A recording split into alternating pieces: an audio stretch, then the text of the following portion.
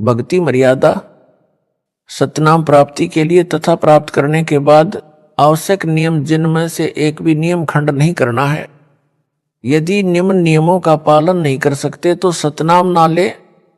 उपदेश प्राप्त पुण्यात्माएं परमात्मा के मार्ग पर चलती हैं, वह परमात्मा प्राप्ति के लिए यात्रा प्रारंभ करती हैं। यात्री बहुत ही कम सामान लेकर यात्रा करता है, अधिक भार उठाकर यात्रा करना संभव नहीं होता। जो सांसारिक परंपराएं हैं वे व्यर्थ का भार है, जो भक्ति मार्ग में यात्रा करने में बाधक हैं। इसलिए इस भार से मुक्त होने के लिए नियमों का पालन करना अनिवार्य है। नियम नंबर 1, किसी के पैर नहीं छूने और ना ही दूसरे को छूने देना है। यदि अचानक या मना करने पर भी पैर छू लेता है तो उस स्थिति में नामखंड नहीं होता। आपने किसी को बद्दुआ या आशीर्वाद नहीं देना है, ना ही इच्छा करके किसी से आशीर्वाद लेना है। कोई आपके सिर पर आशीर्वाद के लिए हाथ रखे तो आपने मना करना है। फिर भी कोई हाथ रख देता है तो आपका उपदेश सुरक्षित है, परंतु आपने आशीर्वाद व बद्दुआ बिल्कुल नहीं देनी है, क्योंकि आशीर्वाद देने से आपकी भक्ति कमाई क्षीण हो जाती है। जैसे एक पहिए की ट्यूब से दूसरे पहिए की ट्यूब में हवा डालने से आपकी गाड़ी खड़ी हो जाएगी, आपको हानि हो जाएगी। एक उपदेशी बहन ने अपने अनुपदेशी भाई को स्वस्थ होने का आशीर्वाद दे दिया। भाई तो स्वस्थ हो गया, परंतु बहन इतनी अस्वस्थ हुई कि 1 महीना अस्पताल में रही।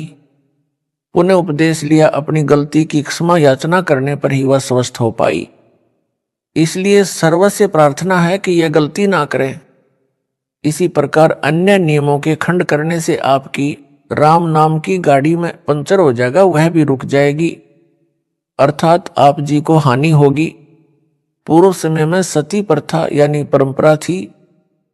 जिस किसी का पति मर जाता था तो उसकी स्त्री को भी उसी मृत पति के साथ जिंदा जलाया जाता था, जो एक महाजालिम कर्म था। उस समय के मानव समाज ने उस कुरीति को मजबूरन मानना पड़ता था। किसी महापुरुष ने संघर्ष करके उस सती प्रथा को बंद कराया। समाज के रूढ़िवादी व्यक्तियों ने बहुत विरोध भी किया, परंतु प्रयत्न सफल हुआ तो आज सर्व बहनें सुखी हैं। इसी प्रकार ये सर्व परंपराएं जानो जो मानव समाज पर भार हैं, इनको समाप्त करने से ही भार मुक्त हो सकेंगे तथा भक्ति मार्ग पर आसानी से चल सकेंगे। नियम नंबर 2, टीवी, कंप्यूटर तथा मोबाइल में फिल्म, सीरियल, मैच, कार्टून देखना तथा मोबाइल में वीडियो गेम आदि नहीं खेलना है। नियम नंबर 3, किसी को दान यानी बिना सिला कपड़ा, सीधा आदि नहीं देना है, ना ही किसी धार्मिक स्थल यानी मंदिर मंडी के लिए पैसे देने हैं, और ना ही उनके किसी भंडारे में जाना है। जैसे धर्मशाला गली पक्की करने, कुआं तथा तालाब यानी जोहड़ की खुदाई, खेतों के साजले, नाले की खुदाई तथा अन्य इसी प्रकार के सामूहिक सामाजिक कार्यों के लिए पैसे दे सकते हैं। नियम नंबर 4, माथे पर तिलक ना लगाना है और ना ही लगवाना है। भात में पटड़े पर नहीं चढ़ना है। गले में माला नहीं डलवानी है और ना ही डालनी है, और ना ही किसी की झोली में पैसे डालने या लेने हैं।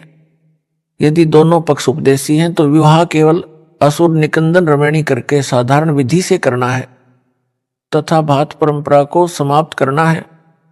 नियम नंबर 5, कोई त्योहार, जागरण, मुंडन, धार्मिक अनुष्ठान, जन्मदिन, छठी आदि नहीं मनाना है, ना ही उसमें जाना व सहयोग करना है। नियम नंबर 6, किसी को दुआ या बद्दुआ नहीं देनी है। नियम नंबर 7, किसी को good morning, good afternoon, good evening, good night आदि शब्द नहीं बोलने हैं। यदि कोई बोलता है तो उसे समय अनुसार केवल morning morning, evening evening, afternoon व नाइट नाइट 2-2 बार बोल दें। नियम number 8, happy birthday, happy new year तथा गुड बाय आदि शब्द नहीं बोलने हैं। यदि कोई आपसे बोलता है तो उसे धन्यवाद या थैंक यू बोल दें। नियम नंबर 9, सिखों को छोड़कर संत बाबा रूप में दाढ़ी ना हो।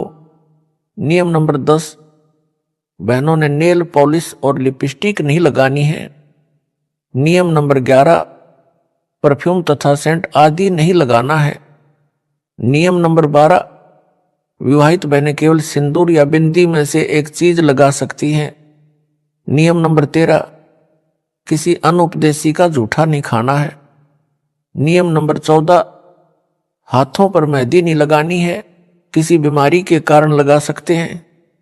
हाथों में मेहंदी लगाने से नामखंड होता है। सिर यानी बालों में रंग काली मेहंदी या डाई नहीं लगानी है। नियम नंबर 15, शादी में जाते हैं तो सगुनवार फेरी मुंह दिखाई पर पैसे नहीं देने हैं। विदाई के समय घर में नारियल नहीं फोड़ना है। कन्या विदाई के समय गाड़ी पर पानी डालना या सगुन के लिए धक्का लगाना अर्थात सगुन करना मना है। नियम नंबर 16, किसी को किसी भी अवसर पर गिफ्ट देना मना है। अगर कोई गिफ्ट दे तो कोशिश करनी है ना लो। अगर कोई पीछे से रख जाए या डाक या कोरियर द्वारा भेजे तो उसको रख ले, उनके उपलक्ष्य में कुछ रुपए दान आश्रम में कर दें। नियम नंबर 17, परिवार में किसी के भी शादी हो तो परिवार के अन्य सदस्यों के लिए कपड़े आदि नहीं देने व नहीं लेने हैं। नियम नंबर 18, कन्या दान रूप में कपड़े गहने आदि नहीं देने हैं। रुपए भी इस उपलक्ष्य में देने हैं कि आपने वहां खाना खाया है और बहन के घर जाते हैं तो इसी उद्देश्य से पैसे दे सकते हैं कि आपने वहां खाना खाया है या चाय आदि पी है। यह ध्यान रहे, यदि अधिक धन दे दिया तो आपकी बहन पर आपका ऋण ना हो जाए तथा संस्कार ना जुड़ जाएं, क्योंकि हम संस्कार वश ही यहाँ काल जाल में रह जाते हैं। यदि आप पैसा देना चाहें और बहन ना लेवे तो दोनों ही भार मुक्त हो जाते हैं। यदि बहन बुआ जी आदि उपदेशी हैं तो उनको चाहिए कि वह पैसा रुपए कपड़ा आभूषण कदापि ना लें। प्यार से कहें कि आपने कह दिया, हमने मान लिया। नियम नंबर 19, स्कूल में गायत्री मंत्र बोलते समय ओम शब्द नहीं बोलना है, क्योंकि जिसे गायत्री मंत्र कहते हैं यह यजुर्वेद के अध्याय 36 का मंत्र 3 है। मूल पाठ में ओम मंत्र नहीं है। वेद परमात्मा की अनूठी देन है, इसमें वृद्धि या कटौती करना परमात्मा का अपमान है। लाभ के स्थान पर हानि ही होती है, इसलिए इस मंत्र के साथ ओम नहीं बोलना है। यजुर्वेद के अध्याय 36 मंत्र 3 अर्थात कथित गायत्री मंत्र मात्र परमात्मा की महिमा का एक मंत्र है। इसे पढ़ने से परमात्मा के गुणों का ज्ञान होता है। जैसे बिजली की महिमा कहीं लिखी हो, उसको कविता बनाकर गाते रहने से बिजली के गुणों का ज्ञान तो होता है, परंतु बिजली का लाभ नहीं मिल सकता। लाभ तो बिजली का कनेक्शन लेने से ही मिलेगा। इसी प्रकार यजुर्वेद अध्याय 36 मंत्र 3 जिसको गायत्री मंत्र बताकर जाप करने को कहते हैं वह व्यर्थ है, क्योंकि यह मंत्र तो परमात्मा की महिमा का ज्ञान कराता है, परमेश्वर के गुणों अर्थात लाभ को बताता है। वह लाभ अधिकारी संत से सतनाम व सारनाम की दीक्षा प्राप्त करके अर्थात कनेक्शन लेकर ही प्राप्त हो सकते हैं। यजुर्वेद अध्याय 36 मंत्र 3 अर्थात गायत्री मंत्र की आवर्ती करने से नहीं। फिर भी कोई अज्ञानी व्यक्ति विद्यार्थियों को विवश करे तो ओम शब्द का उच्चारण ना करें, केवल गायत्री मंत्र का भूर्भुव स्वा से ही उच्चारण प्रारंभ करें। ओम एक अक्षर को ना लगाए। अध्यापकों को चाहिए कि यजुर्वेद अध्याय 36 मंत्र 3 की अपेक्षा संत गरीबदास जी महाराज की वाणी से मंगलाचरण विद्यार्थियों से बुलाएं। गायत्री मंत्र से कई गुना लाभ होता है, परंतु सतनाम तथा सारनाम बिना सब व्यर्थ है।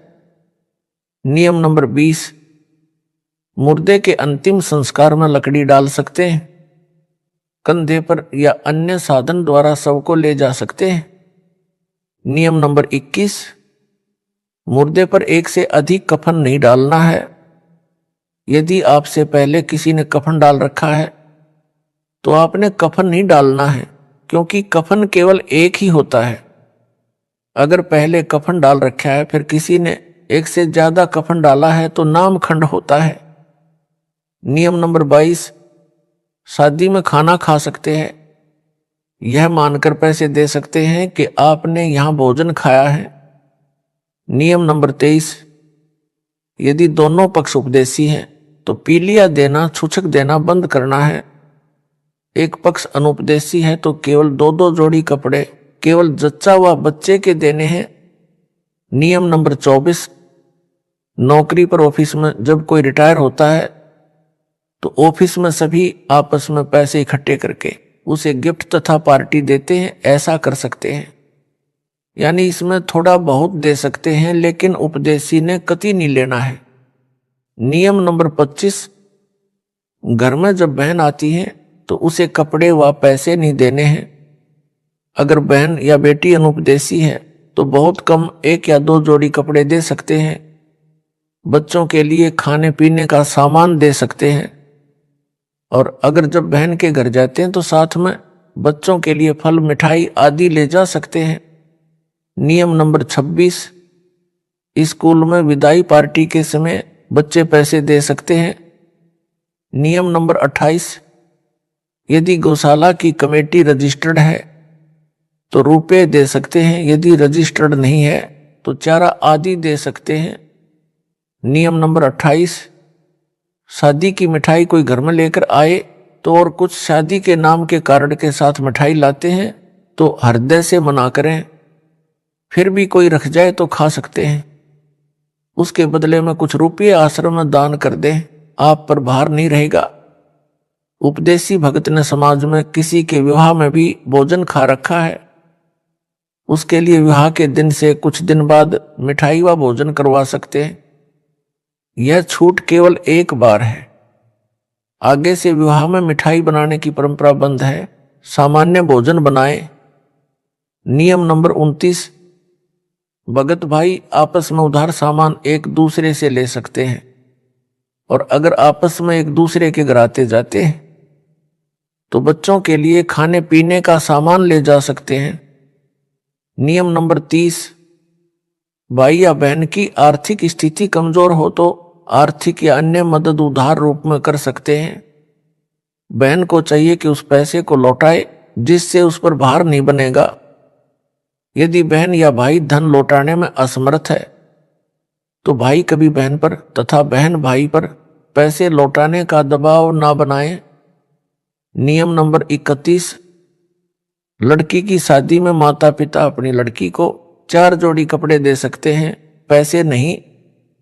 अगर लड़के की शादी में लड़की वाले बगैर नाम वाले हैं और वो अगर जबरदस्ती अपनी लड़की को कुछ देना चाहे तो इसी प्रकार लड़की की शादी में लड़के वाले अनुपदेशी कुछ मांग करें तो स्पष्ट मना कर दें, बिल्कुल नहीं लेना देना है। नियम नंबर 32, जिन लड़कियों का विवाह होता है वे जिन कपड़ों को पहनकर विवाह मंडप अर्थात रमणी में बैठें उन्हीं कपड़ों में अपनी ससुराल जाएं, अन्य पोशाक ना बदलें। किन्हीं परिस्थितियों में बदलनी पड़े, जैसे मिट्टी लग जाए, गीली हो जाए या अन्य कारण से खराब हो जाए तो बदल सकते हैं, अन्यथा नहीं। सुनने में आया है कि कुछ बहनें रमणी में विवाह के समय सामान्य पोशाक पहनती हैं, बाद में तड़क भड़क वाली पोशाक पहनकर ससुराल जाती है। वह मर्यादा के विरुद्ध है। विवाह के समय जैसी भी नई या पुरानी पोशाक पहन रखी है उसी को पहनकर ससुराल जाए। अन्य या उपरोक्त परिस्थितियों में पोशाक बदली जा सकती है। नियम नंबर 33, आपके द्वार पर कोई भिक्षुक आता या कहीं बाजार में आपसे कोई भिक्षा मांगता है तो उसे पैसे ना दें, खाना खिला दें। यदि उसको वस्त्र की आवश्यकता है तो वस्त्र बिना सिला ना दें, पुराना या नया सिला हुआ कपड़ा दें। कंबल चादर भी पुराना दें, नहीं तो अधिकतर भिक्षुक शराबी कबाबी हैं। नए कपड़ों को बेचकर शराब आदि नशीली वस्तुओं का प्रयोग करते हैं, वह दोष दान करने वाले को भी लगेगा। एक श्रद्धालु ने कहा कि ये अच्छा सा नहीं लगता कि भिक्षुक को रुपए ना दें, आत्मा नहीं मानती। उसके लिए उत्तर तथा एक उदाहरण यह है कि एक भद्र पुरुष ने एक भिखारी को 100 रुपए की भिक्षा दे दी। पहले वह भिक्षुक पाव शराब पीता था, अपनी पत्नी व परिवार को परेशान करता था। उस दिन 100 रुपये प्राप्त होने के कारण उस भिखारी ने आधा बोतल शराब पी ली। शराब के नशे में अपनी पत्नी को पीट डाला। उस भिखारी की पत्नी ने बच्चों समेत आत्महत्या कर ली। उस जेंटलमैन के 100 रुपये के दान ने एक परिवार को उजाड़ दिया। इसका दोष दानकर्ता को है। गीता में लिखा है कि कुपात्र को किया दान लाभ के स्थान पर हानि करता है। कबीर परमेश्वर जी कहते हैं, गुरु बिन माला फेरते, गुरु बिन देते दान, गुरु बिन दोनों निष्फल हैं, पूछो वेद पुराण। नियम नंबर 34, किसी भी नियम के खंडित हो जाने पर आपको परमेश्वर से मिलने वाला लाभ बंद हो जाएगा। जैसे बिजली का कनेक्शन कट जाने पर सर्व लाभ बंद हो जाते हैं, जो कार्य बिजली से होने थे वे रुक जाते हैं। इसी प्रकार परमात्मा की शक्ति से जो आपको तथा आपके परिवार को लाभ मिलना था वह रुक जाता है। एक बहन ने बताया कि उसके पति ने दीक्षा भी ले रखी है, किसी भी नियम का पालन नहीं करता। इसी प्रकार एक भगत ने अपनी पत्नी की शिकायत की। उसके विषय में यह जाने कि उनका नाम खंडित हो चुका है।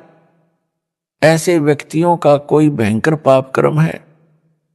नाम खंडित होने पर वह पाप कर्म अपना प्रभाव करके हानि करेगा। जब तक मर्यादा में रहकर भक्ति करते हैं तो वह पाप कर्म हानि नहीं कर सकता। एक बहन ने ऐसे ही नाम खंडित कर रखा था। कुछ वर्षों के पश्चात उसकी जीभ में कैंसर का रोग हो गया। उस बहन से पूछा कि क्या अब आपको टीवी देखना, लिपस्टिक लगाना अच्छा लगता है? उसने रोते हुए कहा, नहीं नहीं। इसी प्रकार परिवार व शरीर में हानि से बचने के लिए तथा परमात्मा से लाभ प्राप्त करके मोक्ष प्राप्ति के लिए मर्यादा में रहें, अन्यथा पाप कर्म आपको क्षति कर देगा।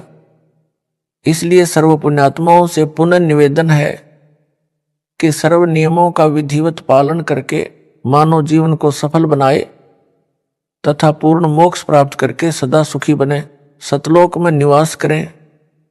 जो विद्यार्थी शिक्षा समय में मौज मस्ती करते हैं वे शिक्षा से वंचित रह जाते हैं, आजीवन कष्ट उठाते हैं। जो शिक्षा के समय में मौज मस्ती ना करके लगन से शिक्षा पूरी कर जाते हैं तो उनको विद्यालय में किए प्रयत्न का फल बाहर क्षेत्र में नौकरी द्वारा प्राप्त होता है। इसी प्रकार सर्व मानव परमात्मा प्राप्ति के विद्यालय में विद्यार्थी यानी भगत हैं। जो भगत मौज मस्ती करते हैं, भक्ति तथा नियमों का पालन ना करके अन्य प्राणियों के शरीरों में घोर कष्ट उठाएंगे। जो लगन के साथ मर्यादा में रहकर परमेश्वर कबीर जी की भक्ति साधना मुझ दास से प्राप्त करके आजीवन करते रहेंगे, उनको सतलोक में सर्व सुविधाएं प्राप्त होगी। वहां वृद्ध अवस्था नहीं है, मृत्यु भी नहीं होती, ऐसा ही जीवन है। नर नारी व परिवार है, वह कभी मृत्यु को प्राप्त नहीं होता। इसलिए सत्य भक्ति करके अपना जीवन सफल बनाएं। जिस सत्य भक्ति से आपको यहां भी सर्व आवश्यक सुख सुविधाएं प्राप्त होंगी तथा पूर्ण मोक्ष भी मिलेगा। विशेष छूट, समाज में स्थान बनाने के लिए विशेष छूट दी जाती है। संत रामपाल दास का निवेदन दिनांक 17 फरवरी 2018 से लागू। पहला, लड़की की बिना नाम वाले परिवार में शादी होती है और ससुराल वाले आन उपासना के लिए मजबूर करते हैं। जैसे उनके देवी देव धाम पर उनके साथ जाने के लिए, वहां पर धोख लगाने के लिए कहते हैं, तो उपदेशी बेटी उनके साथ सैर सपाटा जानकर चली जाए।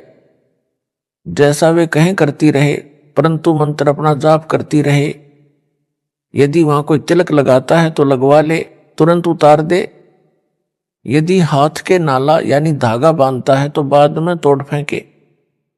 दूसरा, यदि किसी त्योहार पर भोजन बनाने के लिए कहे तो बना दे, उसे खा भी ले, परंतु भोग वाला ना खाए। यदि भोग लगाकर सब भोजन में मिलाते हैं तो उसे ना खाए, अपना भोजन अलग निकाले या भिन्न बना ले। तीसरा, बात के समय यदि किसी उपदेशी को जाना पड़े, यदि मजबूरी है तो कोई बात नहीं है। चौथा, यदि कोई माला डालता है तो उसे हाथ में पकड़ ले। यदि डाल दी जाए तो तुरंत निकाल ले। 5वां, यदि किसी अधिकारी या राजपद प्राप्त भगत को कोई उद्घाटन रस्म करनी पड़े तो अनिच्छा से एक ड्रामा समझ कर करे। 6वां, यदि सरकारी कर्मचारी या अधिकारी का या प्राइवेट नौकर को या पुत्रावधुआ पत्नी को निषेध वस्तु लेने के लिए आदेश होता है तो बचे।